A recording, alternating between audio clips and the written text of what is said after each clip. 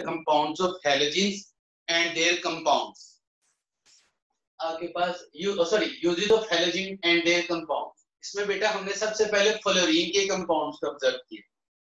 ज्यादातर मैंने बुक्स के पॉइंट्स ही लिखे हैं बेटा। फ्लोरीन में सबसे पहले फ्रीऑन्स। फ्रीऑन कमर्शियल नेम है किस चीज का? क्लोरोफ्लोरोकार्बन। क्लोरोफ्लोरोकार्बन बेटा ये आपके पास CF, CF2, CF3, एटसेट्रा, ये डिफरेंट टाइप के कंपाउंड्स होते हैं। इनके यूटिलाइजेशन क्या है इन फ्रीऑन्स की? बेटा एक तो ऐसा ये रेफ्रिजरेंट यूज होते हैं डिफरेंट आपके पास एसी के अंदर या फ्रिज के अंदर, और सेकंड इसका as aerosol propellants, different type के ये जो आपके पास पेंट वाले स्प्रे होते हैं इनके अंदर इनको यूज किया जाता है। तो ये दो मेन यूजेस है रिगार्डिंग फ्रीऑन। फिर फ्लोरीन का सेकंड कंपाउंड है बेटा टेफ्लॉन। टेफ्लॉन कमर्शियल नेम है बेटा, केमिकली ये होता है टेट्राफ्लोरोइथाइलीन।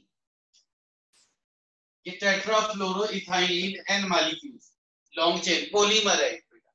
इसकी क्या क्या यूजेस आपके पास यूजेस बताएं। सबसे पहले as a plastic which resist the action of oxidant acid and alkalis.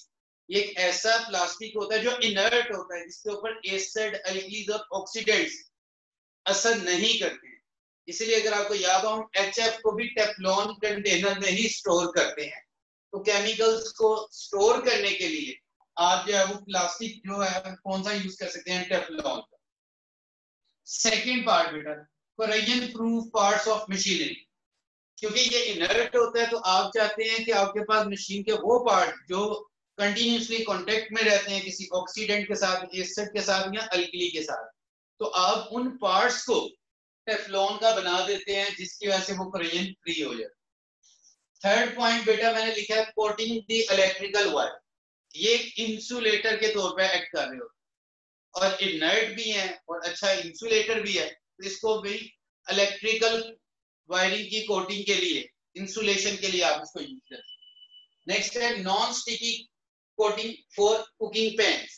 कुछ कुकिंग पैन्स मॉडर्न में अगर आपने देखा तो वो नॉन स्टिकी होते हैं, आजकल जो हमारे किचन के अंदर होते हैं, तो उनकी जो सरफेस है उसके ऊपर कोटिंग टेफ्लॉन की जाती है। तो बेटा ये एप्लीकेशन है टेफ्लॉन की जो कि कंपाउंड है फ्लोरीन।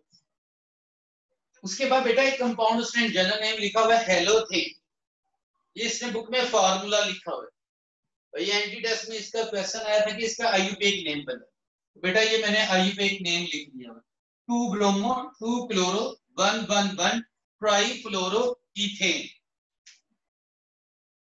2 कार्बन है तो इथेन, 1 पे 3 फ्लोरो है तो 111 ट्राईफ्लोरो, 2 पे ब्रोमो और 2 पे क्लोरो। और इसकी एप्लीकेशन क्या है कि एज एन एनेस्थेटिक, बेहोशी के लिए मेडिकल जो है वो एप्लीकेशन है इसकी बेटा। उसके बाद फ्लोरीन का फोर्थ कंपाउंड उसने कहा कि इसके जो फ्लोराइड्स होते हैं मोस्टली कैल्शियम फ्लोराइड, वो टूथपेस्ट में यूज होते हैं क्योंकि ये एक प्रोटेक्टिव लेयर का काम कर रहे होते हैं ऑन टीथ। तो ये बेटा सारी यूटिलाइजेशन है कंपाउंड्स ऑफ फ्लोरीन। फिर सेकंड पॉइंट उसने दिया हुआ है कंपाउंड्स ऑफ क्लोरीन। उसमें बेटा सबसे पहले क्लोरीन से हम ब्लीचिंग पाउडर बनाते हैं। आपके पास bleaching powder CaOCl2, bleaching powder cleaning action के लिए यूज होता है आपके पास। इसके अलावा ये डिफरेंट केमिकल्स की प्रिपरेशन के लिए यूज होता है। सेकंड बेटा क्लोरीन को आप एज अ डिसइंफेक्टेंट यूज कर रहे होते हो इन स्विमिंग पूल्स और वाटर ट्रीटमेंट प्लांट। आपके पास पैथोजेंस को किल करने के लिए हम क्लोरीन को यूज कर रहे होते हैं इन स्विमिंग पूल और वाटर ट्रीटमेंट प्लांट। फिर बेटा एक इसकी एप्लीकेशन दी हुई है, ये एज एन एंटी, कहां पे यूटिलाइजेशन होती है इसकी? एंटीसेप्टिक्स में, इंसेक्टिसाइड्स की मैन्युफैक्चरिंग में, हर्बिसाइड्स की मैन्युफैक्चरिंग में, वीड किलर्स की मैन्युफैक्चरिंग में। फिर ये एक सोलवेंट कार्बन टेट्राक्लोराइड, क्लोरोफॉर्म, इनकी मैन्युफैक्चरिंग में। और इसके अलावा PVC पाइप, पॉलीविनाइल क्लोराइड। तो ये इसके आपके पास कंपाउंड्स की एप्लीकेशन कि क्लोरीन कहां पे इनके जो कंपाउंड्स है वो यूटिलाइज हो। इसके अलावा बेटा एक क्लोरीन का कंपाउंड है HCl। कहते हैं ये चीपेस्ट एसिड है, सबसे जो सस्ता एसिड है और ये आपके पास लैब रिएजेंट के तौर पे भी यूज हो रहा होता है, वो है HCl। तो ये आपके पास सारे यूजेस रिगार्डिंग क्लोरीन।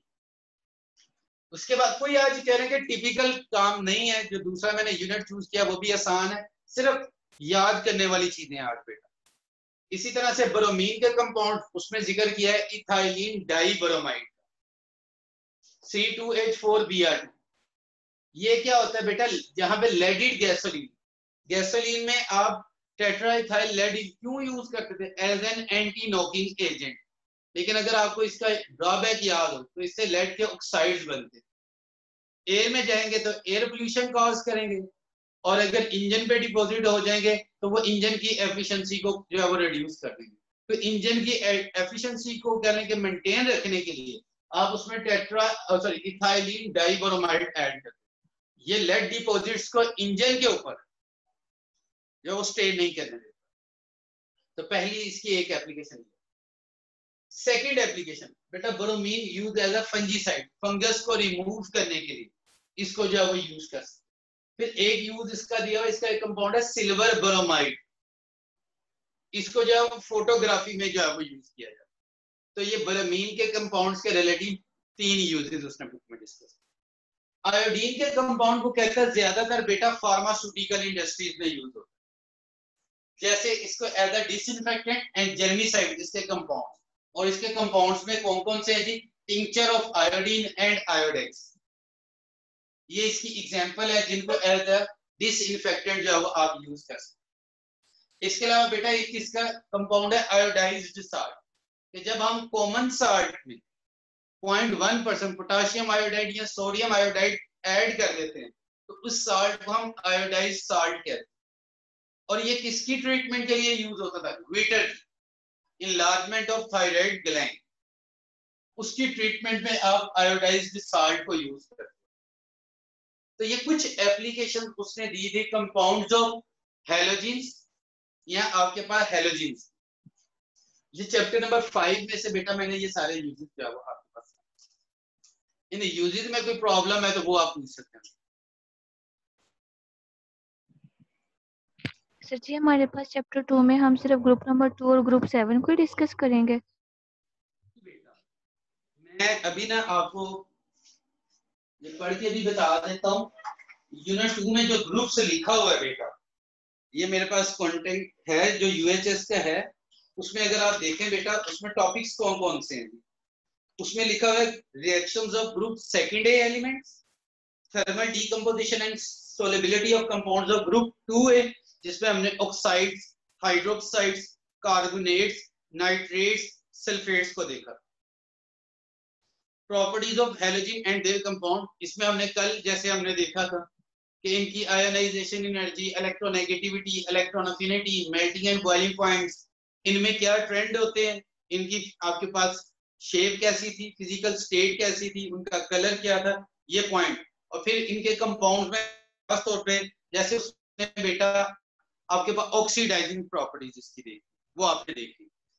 अच्छा, उसके बाद है बेटा रिएक्शन ऑफ क्लोरीन। इसमें खास तौर पे एक रिएक्शन वो अभी यहाँ पे डिस्कस कर लेते हैं, reaction of chlorine with NaOH, caustic soda, जिसे हम डिस्प्रपोर्शनेशन रिएक्शन कहते हैं।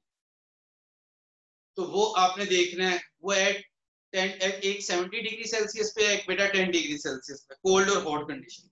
फिर comparison of oxidising power of halogen, कल आपको डिटेल से बताया था ऑक्सीडाइजिंग पावर, फ्लोरीन की सबसे ज्यादा, आयोडीन की सबसे कम। और ऑक्सीडाइजिंग पावर को आप रिलेट कर सकते हो रिडक्शन पोटेंशियल की वैल्यू से। और लास्ट में बेटा uses of halogen and their compounds of halogen, वो मैंने ये एक्सप्लेन कर। इसमें एक आर्टिकल वो एक्सप्लेन नहीं किया था, वो है बेटा रिएक्शन ऑफ क्लोरीन। सर ये जो शुरू में लिखे हुए हैं occurrence of alkaline earth metals, इसमें जो इसके फॉर्मूलाज वगैरह हैं, ये मैग्नीसाइट, डोलोमाइट, इनको लर्न करने की जरूरत है? अगर आप पहली दफा कर रहे हैं तो कर लें, अदरवाइज कोई जरूरत नहीं है, क्योंकि उसने अकरेंस का जिक्र नहीं किया, उसने रिएक्शंस का जिक्र किया, रिएक्शंस का जिक्र किया। जी सर। रिएक्शंस ऑफ क्लोरीन, इसमें बेटा जो सबसे इंपॉर्टेंट आपके पास रिएक्शन है वो है क्लोरीन का NaOH के साथ रिएक्शन। पहले आपके पास कोल्ड स्टेट में, और ये हमारे पास रिएक्शन था डिसप्रपोर्शनेशन रिएक्शन की एग्जांपल। ऐसे रिएक्शन जिसमें एक ही स्पीशी ऑक्सीडाइज भी हो रही होती है और रिड्यूस भी हो रही होती है,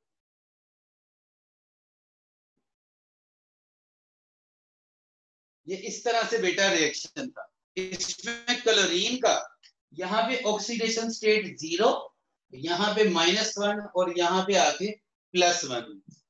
तो क्लोरीन जब सोडियम क्लोराइड में चेंज होती है तो ये रिडक्शन हुई है, और जब वो +1 में चेंज हुई है तो ये ऑक्सीडेशन।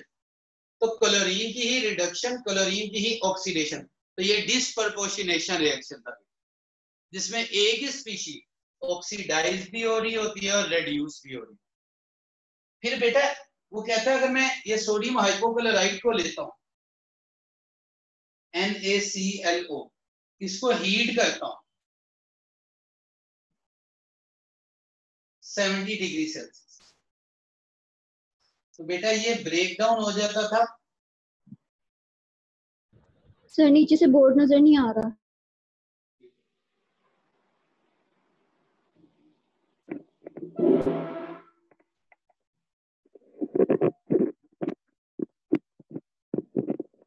बेटा जब इसको हीट किया जाता है, गर्म किया जाता है, तो ये हाइपोक्लोराइड चेंज हो जाता था क्लोराइड में और क्लोरेट में।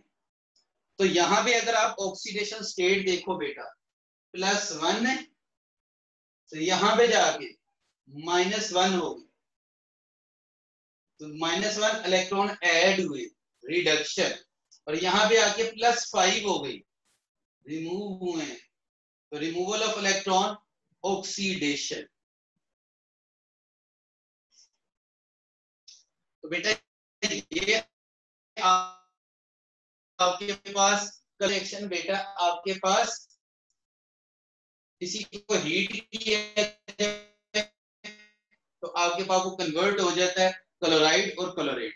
बाद में आप इन दोनों इक्वेशन को ऐड करके नेट इक्वेशन भी बना सकते। एक तो बेटा ये क्लियर हो रहा है पॉइंट बेटा ये।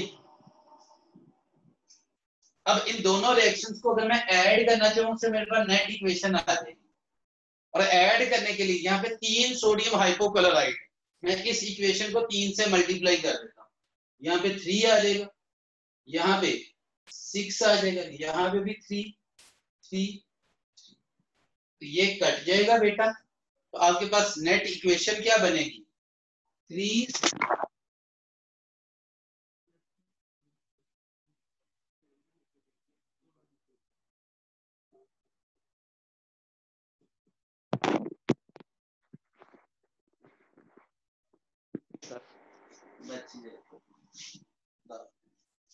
प्रोटेक्टर टूट गया। एक मिनट, पहले प्रोटेक्टर ये पहले था बेटा, जरा ये टूट ही गया, कैमरा हिल गया था, इसी वजह से टूट गया।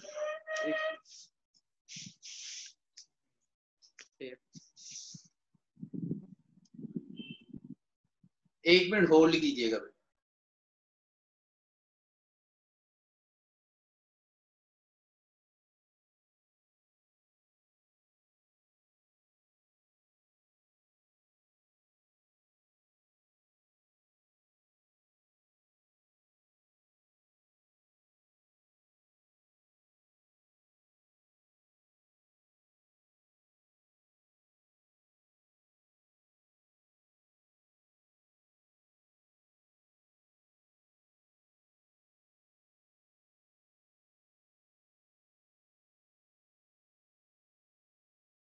तो बच्चों 1 मिनट अभी ना आ जाता है, 1 मिनट। सबका कैमरा किधर है?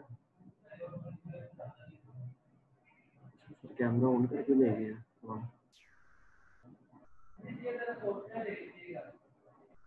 सिर्फ 1 मिनट, इसको बंद करते हैं वीडियो को। तो यार दूसरी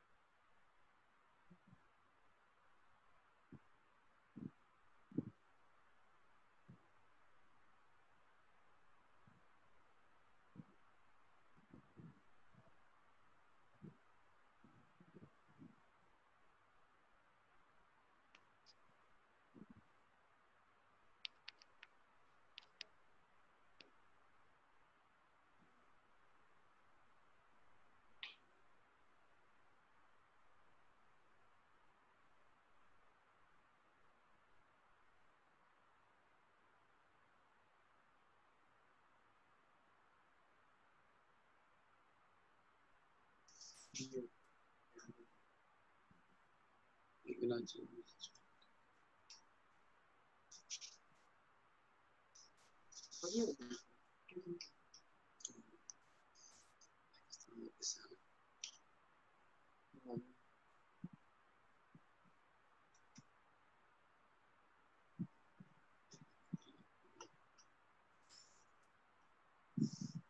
मुजम्मल साहब ऑफिस में आए हैं तो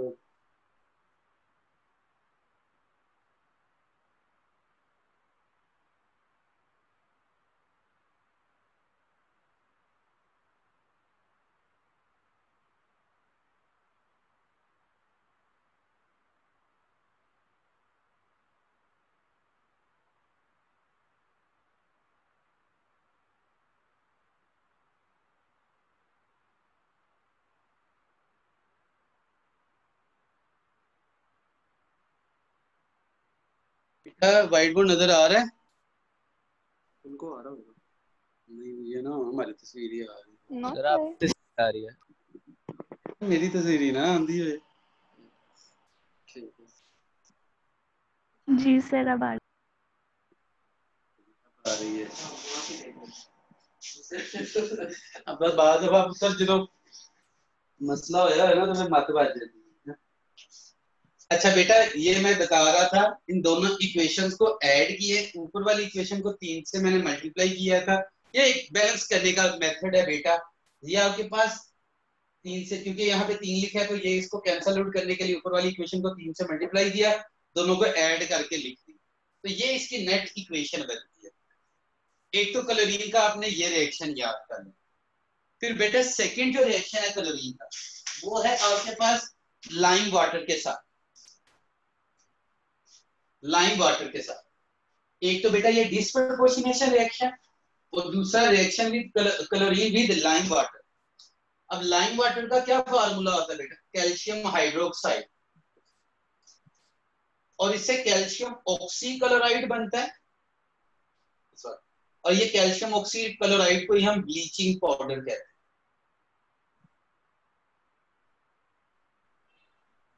तो मेनली बेटा ये दो आपके पास रिएक्शन है क्लोरीन के, जो आपने अच्छे से याद रखा। तो ग्रुप्स में आपने ये इन आर्टिकल्स को देख, होप सो ये पॉइंट क्लियर हो गए होंगे अब आप। सर ये रिएक्शन ऑफ क्लोरीन में से कैसे एमसीक्यूज आ सकता है? इसमें वो आपके पास नीचे 3-4 ऑप्शन दे सकता है, या जैसे मैं अभी पिछले दिनों एक क्वेश्चन मैंने दिया था कि ये एक रिएक्शन लिख देता हूँ और उसमें मैं कहता हूँ क्लोरीन की कौन सी ऑक्सीडेशन स्टेट चेंज हो रही है, 0 से +1 में आ रही है, 0 से +3 में जा रही है, 0 से +5 में जा रही है, या 0 से -1 और +5 में जा रही है। या आपको ऐसे कह सकता है कि अगर आपने ब्लीचिंग पाउडर की प्रिपरेशन करनी है तो क्लोरीन को किससे रिएक्ट करवाया जाता है?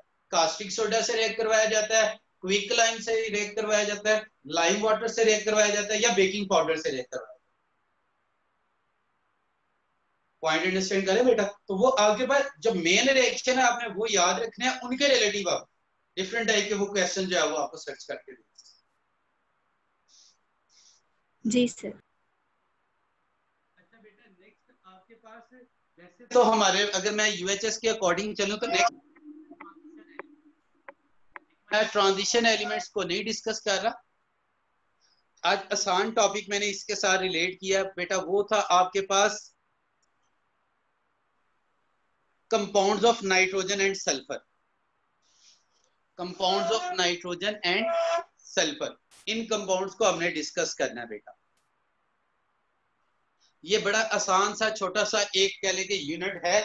इसमें बेटा बेसिकली नाइट्रोजन के रिलेटिव उसने नाइट्रोजन फर्टिलाइजर का जिक्र किया है, और सल्फर के relative sulphur dioxide in atmosphere, contact process, और सल्फ्यूरिक एसिड के 2 टाइप के रिएक्शन। कोई लंबी चौड़ी बातें नहीं इसमें डिस्कस की। अगर आप सर जी, थोड़ा सा ऊपर कर दें जरा कैमरा।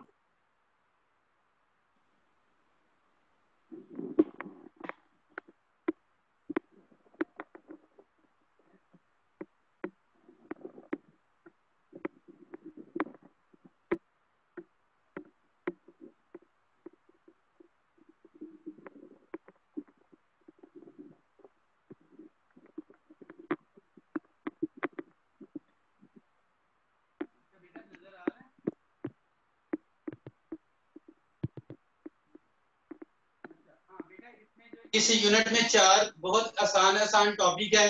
एक चैप्टर नंबर 15 में से है, 2 चैप्टर नंबर 4 में से हैं और एक टॉपिक उसने चैप्टर नंबर 16 में से ली। इस तरह से एक खिचड़ी सी बना के ये यूनिट बनाया। तो सबसे पहले बेटा चैप्टर नंबर 15 में से उसने लिया नाइट्रोजीनियस फर्टिलाइजर। तो सबसे पहले तो बेटा मैं वर्बली आपको बता देता हूँ व्हाट इज फर्टिलाइजर। फर्टिलाइजर क्या चीज थी बेटा? ये वो सब्सटेंस थी जो हम सॉइल में ऐड करते थे उन न्यूट्रिएंट्स की कमी को मेकअप करने के लिए जो प्रीवियस क्रॉप्स ने जमीन में से जो सॉइल में से टेकअप कर लिया। तो इनमें हमने एक अच्छा फर्टिलाइजर फिर देखा था जो सस्ता होना चाहिए, आपके पास इंजीरियस नहीं होना चाहिए, इजीली अवेलेबल होना चाहिए, प्लांट में वाटर सोलेबल होना चाहिए। ये कुछ पॉइंट्स थे जो एक अच्छे फर्टिलाइजर की जो है वो प्रॉपर्टीज। फिर बेटा आपने फर्टिलाइजर में 3 तरह के मेन फर्टिलाइजर पढ़े, क्योंकि आपने 2 टाइप्स थी, micro nutrients and macro. Macro में 3, nitrogenous fertiliser, phosphatic fertiliser and third one था पोटाश फर्टिलाइजर। तो बेटा यहाँ पे जो सिर्फ जिक्र मैं ये इसलिए जल्दी से बता दिया, इनमें से चीजें नहीं पूछी जाए। जो मेन जिक्र है वो है नाइट्रोजीनियस फर्टिलाइजर। तो सबसे पहले ये नाइट्रोजीनियस फर्टिलाइजर होते क्या है? ये ऐसे फर्टिलाइजर होंगे जो नाइट्रोजन को प्रोवाइड करवा रहे होंगे, प्लांट को जो है वो अवेलेबल करवा रहे होंगे नाइट्रोजन। अब सबसे पहला क्वेश्चन ये होता है सर नाइट्रोजन क्यों जरूरी है प्लांट के लिए? तो बेटा इसमें 3 पॉइंट्स मैंने लिखे हैं। सबसे पहले early stage of plant growth जिसमें स्टेम और लीफ दोनों आ जाए। बोर्ड बहुत दूर है। ग्रोथ के लिए बेटा आपके पास नाइट्रोजन जरूरी है। सेकंड वन, ये main constituent of protein. Protein किसके आपके पास इनके बिल्डिंग ब्लॉक्स क्या होते हैं? Amino acid. तो अगर आपको अमाइनो एसिड का फार्मूला याद है बेटा, आर और सी के साथ एक तरफ आर अटैच होता है, एक तरफ COH, एक तरफ हाइड्रोजन और एक तरफ अमोनिया अमाइन ग्रुप अटैच होता है NH2। तो ये मेन कंस्टिट्यूएंट होता है प्रोटीन। तीसरा बेटा पॉइंट कि ये ग्रीन कलर जो लीफ पार्ट कर रहा होता है। तो ये 3 मेन आपके पास क्या लेंगे फंक्शन है नाइट्रोजीनियस फर्टिलाइजर। अब सर जी हम बहुत ज्यादा ब्लर है, नजर नहीं आ रहा ठीक से। नजर नहीं आ रहा और सर दूर भी बहुत है। बेटा।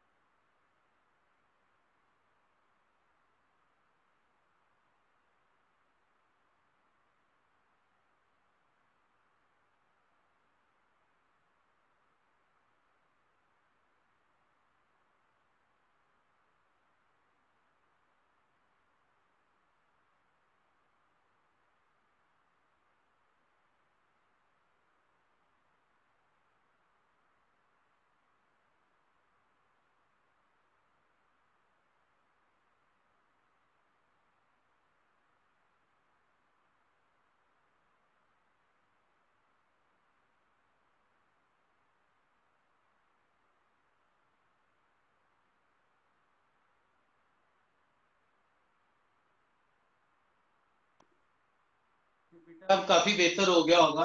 सॉरी आज के लिए थोड़ा सा कह लेंगे स्टैंड टूट गया, तो ये अभी जरा कुछ जुगाड़ लगाया हुआ है। एनीवे अच्छा बेटा ये मैंने नाइट्रोजीनियस फर्टिलाइजर क्यों जरूरी होता है बेटा प्लांट के लिए, वो मैंने 3 पॉइंट्स लिखे हैं। अब यहाँ पे कुछ नाइट्रोजन के फर्टिलाइजर्स का जिक्र है, जैसे सबसे पहले अमोनिया।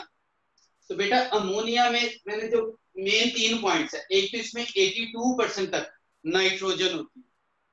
फार्मूला क्या होता है फाइंड करने का? वही 14/17 मल्टीप्लाई बाय 100। सेकंड बेटा इसका पॉइंट, ये लिक्विड स्टेट में जो है वो प्लांट को अवेलेबल करवाई जाए, ये सॉलिड स्टेट में नहीं होता। वैसे अमोनिया गैस है तो इसको बेटा -33 तक ले जाके ठंडा करके लिक्विफाई किया जाता है और उसके बाद इसको इंजेक्ट किया जाता है अबाउट 6 इंचेस, ताकि ये सॉइल में से सीप आउट ना हो और इसको प्रिपेयर हम करते हैं थ्रू हैपर प्रोसेस।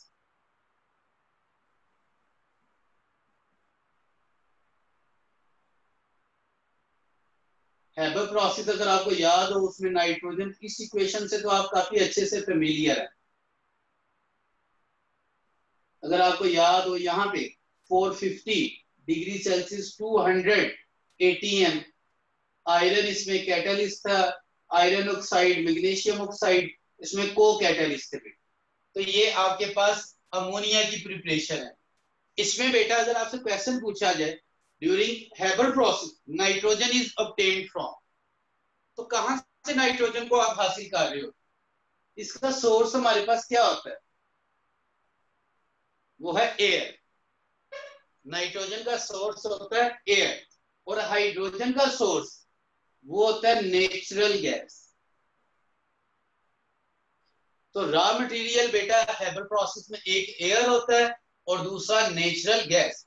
इससे ये सारी कंडीशन अप्लाई करके तो हैबर प्रोसेस आप अमोनिया बना रहे हो। तो अमोनिया के रिलेटेड बेटा ये, और ये डेवलप्ड कंट्रीज की टेक्निक है, ये पाकिस्तान जैसे मुल्क की ये टेक्निक नहीं है, क्योंकि बेटा अमोनिया हाईली पॉइजनस है। तो ये अगर सीप आउट होना शुरू हो जाए तो उससे जो है सीरियस हेल्थ डिजीजेस हो सकती है। तो इसको मॉडर्न टेक्नोलॉजी के तहत जो है वो कह लें कि इंजेक्ट किया जाए। फिर सेकेंड है बेटा आपके पास यूरिया। इस नाम से आम बंदा भी बखूबी वाकिफ होता है बेटा। इसका फार्मूला है NH2 twice CO। इसमें 46% तक नाइट्रोजन हो। इसको कैसे प्रिपेयर किया जाता है? ये जो हैबर प्रोसेस से आपने अमोनिया बनाई होती है बेटा, इसको रिएक्ट करवाते हो कार्बन डाइऑक्साइड, उससे बेटा इनिशियली बनता है अमोनियम कार्बामेट। ये मैंने फार्मूला लिखा है NH2 आपके पास single bond C double bond O NH4 ammonium, ये बेटा पूरा अमोनियम और ये कार्बामेट, अमोनियम कार्बामेट। फिर बेटा इसको मल्टी स्टेज एवेपोरेटर्स में से पास करवाया जाता है। वो क्या करते थे? इसकी डिहाइड्रेशन करते थे, इसमें से वाटर को रिमूव करवा दिया जाता। वाटर का फॉर्मूला होता है H2O। बेटा इधर से 2 हाइड्रोजन और ये ऑक्सीजन रिमूव कर दिया जाता है, वाटर बचता बेटा। और उसके बाद ये जो यूरिया हासिल होता है ये 99.7% प्योर होता है, लेकिन ये मोल्टन फॉर्म में होता है। लेकिन जो हमें कमर्शियली यूरिया चाहिए वो सॉलिड फॉर्म और दानेदार फॉर्म में, जिसको हम प्रिल्स कहते हैं।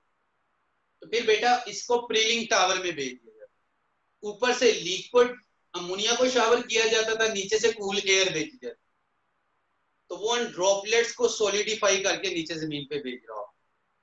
बाद में इसको पैकिंग के लिए भेज दिया जाता है और कमर्शियली। तो बेटा यूरिया में ये पॉइंट्स आपको याद होने चाहिए।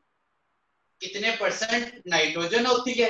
अमोनियम कार्बामेट, इसको मल्टी स्टेज एवेपोरेटर में से पास करवा के डिहाइड्रेट करवाएंगे तो यूरिया बनेगा, और जो यूरिया बनेगा वो 99.7, और ये कमर्शियली प्रिल्स की फॉर्म, पाउडर फॉर्म में भी नहीं, लिक्विड फॉर्म में भी नहीं, गैसियस फॉर्म में भी नहीं, प्रिल्स की फॉर्म। इसको जो है वो हम प्लांट तक डिलीवर कर रहे हैं। फिर बेटा एक आपके पास है जी इसका थर्ड अमोनियम नाइट्रेट NH4NO3। ये एक एक्सप्लोसिव के तौर पे भी यूज होता है बेटा। इसमें कितने परसेंट नाइट्रोजन होती है? 33 to 33.5% नाइट्रोजन। प्रिपरेशन कैसे है? अमोनिया को नाइट्रिक एसिड से रिएक्ट करवा दो, अमोनियम नाइट्रेट बन जाता है। ये भी बेशुमार आपके पास क्रॉप्स के लिए एक यूजफुल फर्टिलाइजर है। और इसमें एक्सेप्शनल केस कौन सा है? किस क्रॉप के लिए ये फेवरेबल नहीं है? बेटा पैडी राइस के, क्योंकि इस क्रॉप के लिए आपको फील्ड में कंटिन्यूसली वाटर रिक्वायर्ड हो, राउंड अबाउट 1 फीट। इस फसल को काश्त करने के लिए चावल, आप जिस जमीन में काश्त करते हैं बेटा उधर आपको तकरीबन 1 फीट तक पानी चाहिए होता है कंटिन्यूसली। इसलिए ये जो मूंजी जिसे हम कहते हैं इसकी काश्त बरसात में होती है। जब आपकी वो जो खेत है इसके अंदर तकरीबन 1-1 फीट तक जो है वो पानी आ जाए, तो उसका क्या नुकसान होता है? ये जो अमोनियम नाइट्रेट है, अगर पानी स्टेगनेंट है उस पर बैक्टीरिया डेवलप हो जाता है, वो बैक्टीरिया इसको डीकम्पोज कर देता है। और इसको नाइट्रोजन फॉर्म में एयर में भेज देते।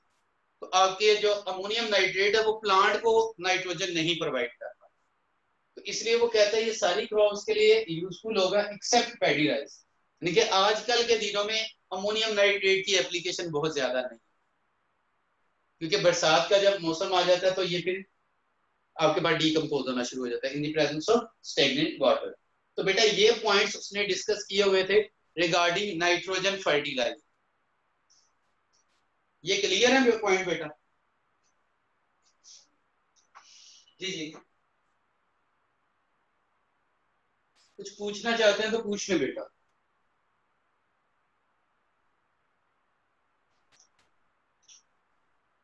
अच्छा, नेक्स्ट वन आपके पास है सल्फर के ऑक्साइड्स हैं।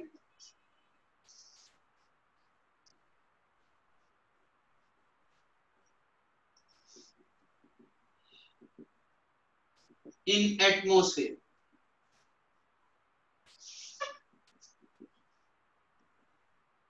आपके पास चैप्टर नंबर 16 सोर्स के नाम से ये टॉपिक है बेटा, जिसमें हम सल्फर डाइऑक्साइड और सल्फर ट्राइऑक्साइड को जब डिस्कस करते थे।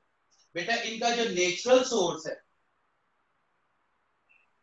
वो है volcano eruption, round about 67%।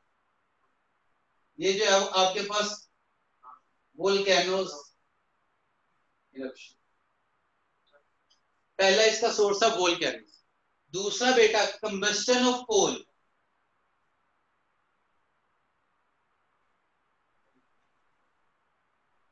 Combustion of coal. बेटा कोल में 1 to 9% सल्फर होती है, तो ये इसको हम स्वीटनिंग ऑफ सल्फर भी बोलते हैं। ये जो कंबस्टन ऑफ, इसीलिए जितने भी coal power project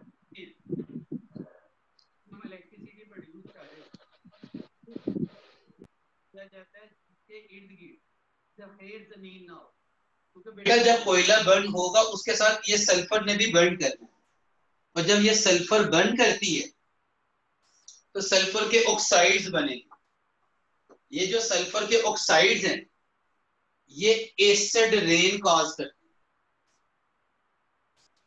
acid deposition cause करते हैं। इसके अलावा बेटा इनकी जो स्मेल होती है वो इरिटेटिंग पंजेंट स्मेल होती है। तो ये जो सल्फर के ऑक्साइड है एस्थमा पेशेंट्स के लिए रेस्पिरेटरी प्रॉब्लम्स क्रिएट करते हैं। तो इसके रिलेटिव बेटा दो मेन ड्रॉबैक्स, इसके डिसएडवांटेजेस बताए। एक तो बेटा ये सफोकेटिंग होती है गैसेस, तो ये एस्थमा पेशेंट के लिए क्या रेस्पिरेटरी प्रॉब्लम्स क्रिएट कर रहे होते हैं। दूसरा ये acid deposition, acid rain cause करते हैं, क्योंकि जो सल्फर के ऑक्साइड्स हैं ये जब एयर में जाते हैं और एयर में मौजूद वाटर ड्रॉपलेट से बेटा रिएक्ट करेंगे तो ये सल्फ्यूरिक एसिड बनाएगा, जो कि बहुत ज्यादा क्रोसिव एसिड, स्किन को भी डैमेज करता है, डिहाइड्रेटिंग पावरफुल है, तो वो क्रोसिव इन नेचर है। तो एसिड रेन की मेन, जो अगर आपसे पूछा जाए मेन कॉज क्या होता है, तो बेटा वो सल्फर ट्राइऑक्साइड। तो this is about sulphur oxides in atmosphere.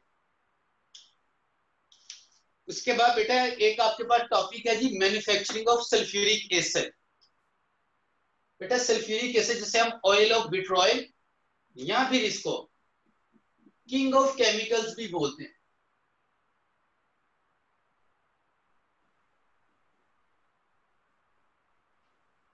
Book में इसका इंट्रोडक्शन पढ़े तो इसको सबसे पहले 17th सेंचुरी में जाबर बिन हयान ने प्रिपेयर किया था। ये इसकी जो कमर्शियल स्केल पे प्रिपरेशन है जो हम पढ़ते हैं, जिसको हम कॉन्टेक्ट प्रोसेस कहते हैं बेटा, ये एक जर्मन साइंटिस्ट था नीच, उसने इसको इंट्रोड्यूस करवाया और मैंने उसी के रिलेटेड बेटा पॉइंट्स लिखा है। कॉन्टेक्ट प्रोसेस, इसमें सबसे पहले जो भी सल्फर होती है इसको बर्न किया जाता है, सल्फर बर्नर के नाम से हेडिंग बन जाती है, तो उससे बेटा सल्फर डाइऑक्साइड बनती है। शुरू में सल्फर डाइऑक्साइड ये गैस है और ये इम्प्योर, तो इसलिए सेकंड आपके पास एक फिजिकल ऑपरेशन होता है जिसको हम प्योरीफाइंग यूनिट कहते हैं। इसमें ये 6 पॉइंट्स उसने बताए हैं।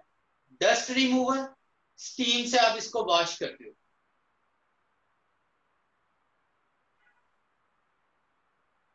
Round about 100 degree Celsius. उससे आपके पास इससे इम्प्योरिटीज जो है वो रिमूव होना शुरू। फिर इसको कूलिंग लेड कूलिंग पाइप से गुजारा जाता है।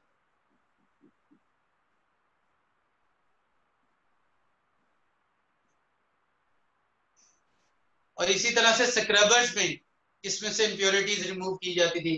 ड्राइंग में H2SO4 स्प्रिंकल करके इसमें जो वाटर एब्जॉर्ब हुआ था उसको रिमूव करवाया जाता था। ये दो मेन, ये वाला यूनिट बहुत ज्यादा इंपॉर्टेंट है।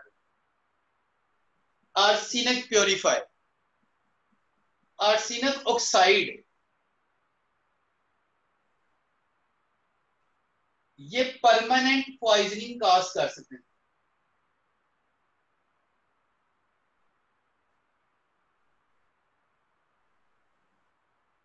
ऑफ कैटलिस्ट, इसको रिमूव करना बहुत जरूरी है बेटा। आर्सेनिक ऑक्साइड्स क्या करते हैं, ये परमानेंट पॉइजनिंग ऑफ कैटलिस्ट जो हमने आगे यूज करनी है V2O5 वो कॉज करते हैं, तो उसकी रिमूवल जरूरी होती है। तो उसको रिमूव करने के लिए आर्सेनिक प्योरीफायर में हम फेरिक हाइड्रोक्साइड ये यूज कर रहे होते हैं। ये क्या करता है, आपके पास आर्सेनिक ऑक्साइड इंप्योरिटीज को अपने अंदर एब्जॉर्ब कर लेता है। तो आर्सेनिक प्योरीफायर जरूरी है, क्योंकि अगर आर्सेनिक प्योरीफायर नहीं होगा और आर्सेनिक ऑक्साइड्स की इंप्योरिटी नेक्स्ट स्टेप में चले गई तो वो आपकी वैल्यूएबल कैटलिस्ट को परमानेंटली डैमेज कर सकती। उसके बाद एक टर्म है G testing box.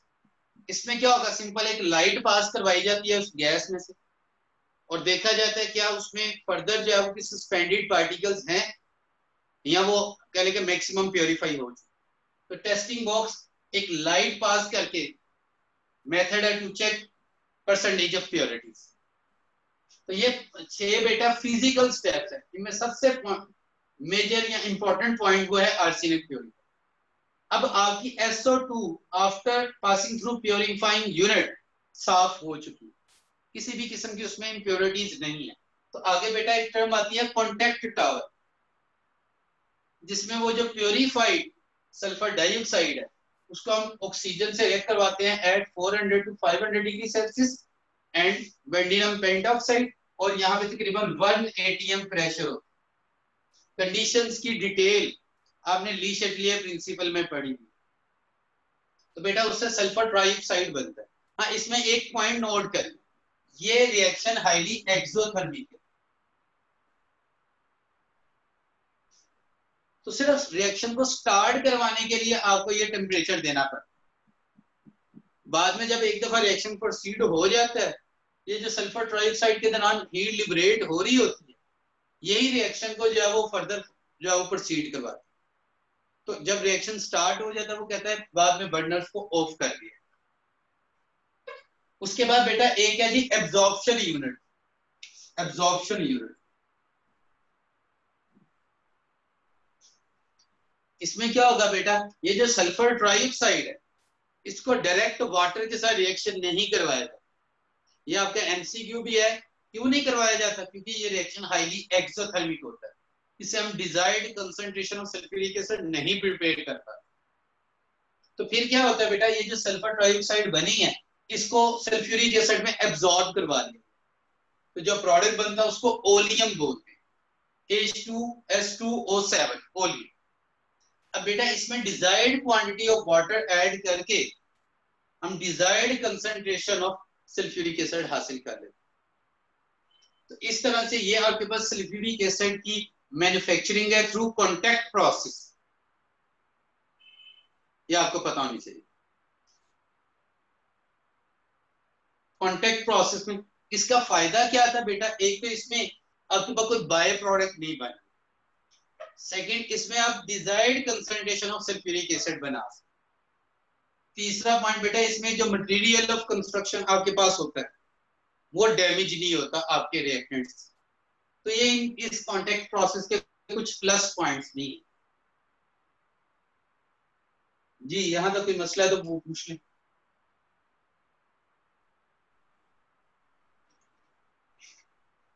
Sir sulphur trioxide को वाटर से डायरेक्ट इसलिए रिएक्ट नहीं करवाते क्योंकि रिएक्शन एक्सोथर्मिक होता है। एक्सोथर्मिक होगा, वाटर एवेपोरेट भी होना शुरू हो जाएगा, तो आप अपनी डिजायर्ड कंसंट्रेशन वो अचीव नहीं कर सकते, क्योंकि मार्केट में जो अवेलेबल होता है बेटा वो तकरीबन 98% सल्फ्यूरिक एसिड होता है, और अगर मोलैरिटी की बात की जाए तो वो 16 to 18 मोलर। जब आप जाते हैं कमर्शियली इसको परचेज करने तो उसके जो कमर्शियली कह लें कि यूनिट्स होते हैं वो मोलर में देते हैं या परसेंटेज।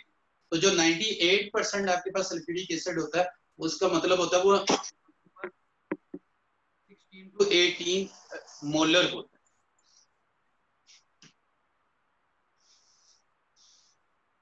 क्योंकि हर चीज के बेटा स्टैंडर्ड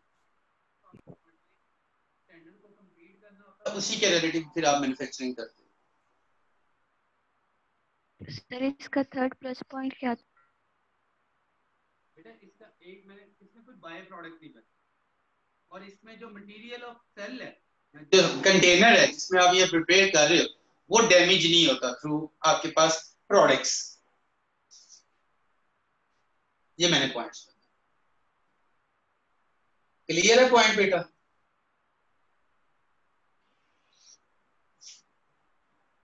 जी सर। बेटा उसके बाद इसके सल्फ्यूरिक एसिड के रिएक्शंस दो तरह के, वैसे तो अच्छी चीज यही होगी कि आप सारे रिएक्शंस याद कर लें, लेकिन क्योंकि बुक में दो एक्सप्लेन करने के लिए क्या है यूएचएस में, तो मैं वो दो लिखने लगा फिलहाल। रिएक्शंस कोई इतने मुश्किल नहीं है बेटा ऑफ सल्फ्यूरिक एसिड H2SO4। एक उसने पूछा है एज डिहाइड्रेटिंग एजेंट।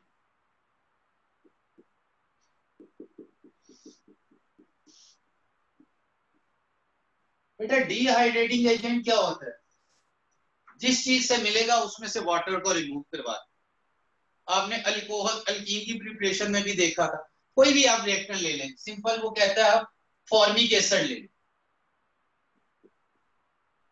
इसको आप रिएक्ट करवाएं सल्फ्यूरिक एसिड H2SO4 कंसंट्रेटेड। बेटा ये क्या करेगा, इसमें से वाटर को रिमूव करके तो आपके पास डिजायर्ड प्रोडक्ट्स क्या बनेगी, H2O प्लस C। कहता है ऑक्सालिक एसिड से रिएक्ट करके कौन सी प्रोडक्ट्स बनती है, आप इसमें बता देते हैं CO2 CO plus H2, sugar C12H22O11। इससे जब कंसंट्रेटेड सल्फ्यूरिक एसिड रिएक्ट करता है तो बेटा इसमें से 12C प्लस 11H2O।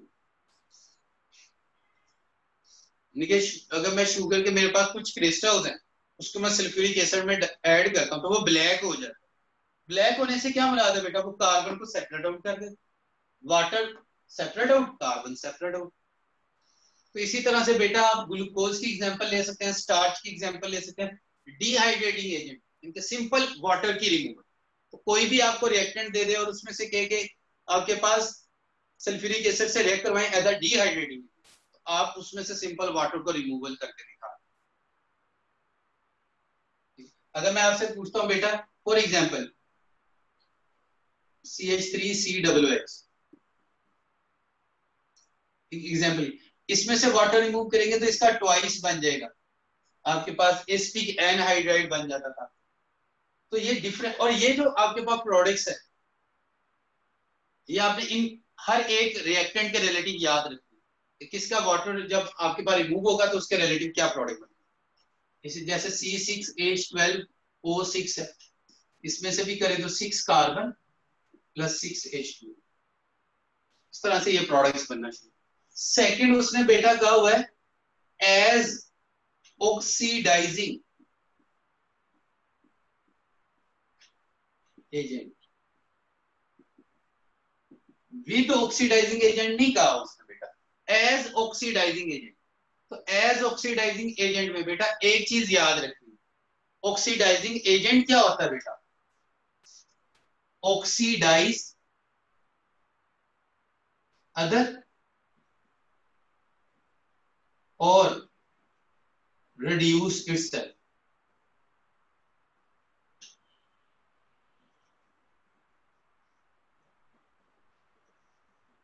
अब बेटा दूसरों को कैसे ऑक्सीडाइज कर सकता है, 2 से 3 मेथड। दूसरों को ऑक्सीडाइज करना है, इलेक्ट्रॉन रिमूव कर दे, हाइड्रोजन रिमूव कर दे या ऑक्सीजन को ऐड कर। ये सिंपल मेथड है आपके पास to oxidise other. For example मैं कहता हूं कार्बन के साथ सल्फ्यूरिक एसिड का रिएक्शन, बुक में ये रिएक्शन लिखे तो carbon dioxide, sulphur dioxide, water. तो कार्बन की इधर ऑक्सीडेशन स्टेट 0, इधर आपकी हो गई +4, कार्बन की ऑक्सीडेशन किसने की है? Sulphuric acid. Sulphuric acid oxidising है, अपनी इसकी रिडक्शन हो गई। बेटा ये ऑक्सीडेशन को रिप्रेजेंट कर रहा है और अपनी इधर देखिए +6 से वो +4 में चला गया, अपनी रिडक्शन, पॉजिटिव ऑक्सीडेशन स्टेट कम हो गई। इसी तरह से बेटा अगर आपके पास HBr, इसको सल्फ्यूरिक एसिड से रखो तो ब्रोमीन अलग हो जाएगा, आपके पास H2O प्लस। तो यहां पे देखिए ब्रोमीन -1 0 इलेक्ट्रॉन एक्स्ट्रा ऑक्सीडेशन, या इसको ऐसे भी समझ लें हाइड्रोजन की रिमूवल, तो ब्रोमीन की हुई ऑक्सीडेशन। सल्फर खुद +6 से +4 में चला गया, रिडक्शन, 2 इलेक्ट्रॉन ऐड हो गए। आप आयोडीन से रिएक्शन कर सकते हैं, HI + H2SO4, I2 + H2O + SO। तो बेटा अगर आप देखें -1 से 0 ऑक्सीडेशन, इन ये सारे ऑक्सीडाइज हो रहे हैं। ऑक्सीडाइज कौन कर रहा है? Sulphuric acid. तो sulphuric acid as an oxidising agent आपके पास। तो ये 2 तरह की रिएक्शन, वैसे आप एज एन एसिड भी सल्फ्यूरिक एसिड को पढ़ सकते हैं। एसिड है तो बेस के साथ रिएक्ट करके साल्ट और वाटर बना देगा, मेटल के साथ रिएक्ट करके साल्ट और हाइड्रोजन गैस को इवॉल्व करते हैं। ये कुछ पॉइंट्स हैं बेटा आपके पास जो आपको पता होने चाहिए। तो कोई प्रॉब्लम है वो पूछ लें बेटा। सर ये जो आपने लास्ट पॉइंट बोला है रिपीट करते हैं, जब एसिड के साथ रिएक्ट करेगा और मेटल के साथ रिएक्ट करेगा उसके प्रोडक्ट। बेटा रिपीट कीजिएगा। सर ये जो लास्ट पे आपने 2 पॉइंट बोले हैं ना, इसको बोल दें कि कब मेटल के साथ रिएक्ट करेगा तो क्या प्रोडक्ट होंगे और एसिड के साथ क्या। जब कोई चीज एज एन एसिड रिएक्ट करती है बेटा तो वो बेस के साथ जब रिएक्ट करेगी तो वो साल्ट और वाटर बनाएगी, और जब वो आपके पास मेटल्स के साथ रिएक्ट करेगी मोस्टली तो वो आपके पास साल्ट और हाइड्रोजन गैस रिलीज करेगी। इसी तरह से वो बाइकार्बोनेट्स कार्बोनेट्स के साथ रिएक्ट करती है तो रिलेटिव सल्फेट्स और कार्बन डाइऑक्साइड को गैस को रिलीज करेगी साथ। तो ये बुक में लिखे हुए हैं बेटा, इनको सिर्फ एक नजर देख जरूर लीजिएगा, लेकिन मेनली इसका अगर आप लास्ट में इसकी प्रॉपर्टी देखोगे ना तो वह है रिएक्शन विद ऑक्सीडाइजिंग एजेंट। अगर आपको याद हो जब आप ऑर्गेनिक केमिस्ट्री पढ़ते हो तो स्ट्रॉन्ग ऑक्सीडाइजिंग एजेंट जब भी पढ़ते हो उसमें KMnO4 in the presence of H2SO4, K2Cr2O7 in the presence of H2SO4, वो है रिएक्शन विद ऑक्सीडाइजिंग एजेंट। जो यहां पे रिक्वायर्ड है वो है reaction as oxidising agent.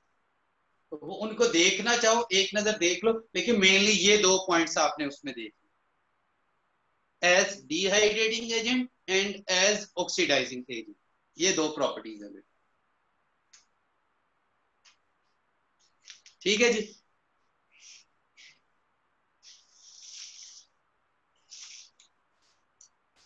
Okay बेटा, मसला वो बाद में पूछ लीजिएगा। अल्लाह हाफिज।